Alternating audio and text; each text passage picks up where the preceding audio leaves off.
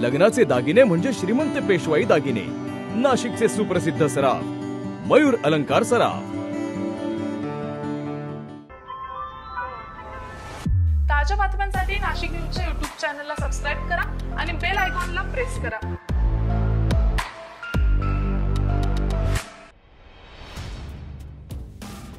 महाराष्ट्र विधानसभा निवडणुकीचा निकाल लागतोय। दुपारी 12:30 वाजेपर्यंत अनेक मतदारसंघातील निकालाचं चित्र जवळपास स्पष्ट झालेलं आहे।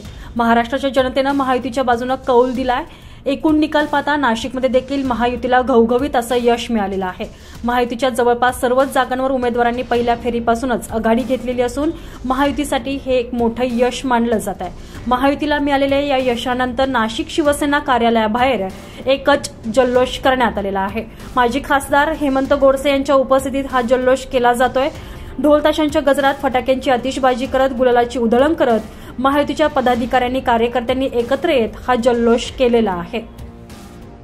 मला असं वाटतं का नुकत्याच 4 महिन्यापूर्वी जी काही लोकसभेची निवडणूक झाली त्याचा वचपा खऱ्या अर्थानं विधानसभेला सर्वच महाराष्ट्रातील मतदारांनी या ठिकाणी काढलेला आहे। का लोकसभेला जे काही फेक नॅरेटिव्ह या ठिकाणी करण्यात आलं होतं त्याचा वचपा महाराष्ट्राच्या मतदारांनी या ठिकाणी काढला आणि या 5 वर्षाच्या कार्यकाळामध्ये जे काही पहिले 2.5 वर्ष आणि त्याची तुलना उर्वरित 2.5 वर्षाची केल्या गेली त्यामध्ये आपल्या राज्याचे मुख्यमंत्री आदरणीय शिंदे साहेबांनी जे लोकाभिमुख निर्णय या ठिकाणी घेतले, सर्वसामान्य माणूस हा केंद्रबिंदू ठेवून अनेकांच्या कुटुंबांना म्हणजे माझी लाडकी मुख्यमंत्री माझी लाडकी बहिणी योजना असेल, वीज बिल माफ असेल, 1 रुपयात पीक विमा असेल, असे अनेक निर्णय त्यांनी घेतले आणि मला असं वाटतं का त्याचंच रूपांतर या मतामध्ये होऊन एक क्लीन स्वीप महायुतीला या ठिकाणी मिळालेलं आहे। खऱ्या अर्थानं मुख्यमंत्री आदरणीय शिंदेसाहेब, उपमुख्यमंत्री फडणवीस साहेब आणि उपमुख्यमंत्री अजितदादा यांचं मनापासून या ठिकाणी आम्ही सर्वच जनता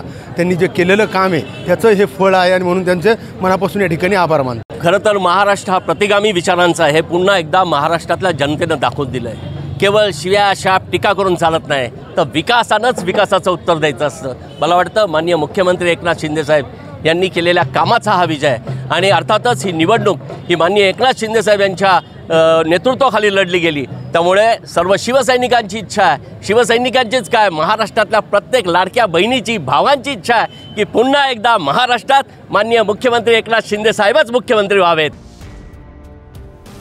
संजय परमार, नाशिक न्यूज, नाशिक।